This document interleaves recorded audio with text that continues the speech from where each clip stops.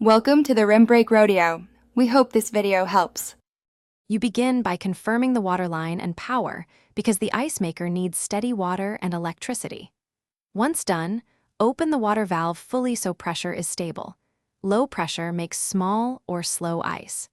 Make sure freezer temperature is in the -18 degrees C to -20 degrees C range. That temperature freezes water reliably. Now flip the ice maker switch to on or press the ice maker button. This triggers the fill cycle and tells the machine to start forming ice immediately. You watch and listen during the first 2 to 3 cycles because initial behavior reveals setup issues. Once you hear the fill valve click and the motor, you know water is reaching the tray. If you do not, recheck the valve and tubing. Observe droplet size and tray fill. Small pellets mean low pressure or slow fill, so increase pressure slightly.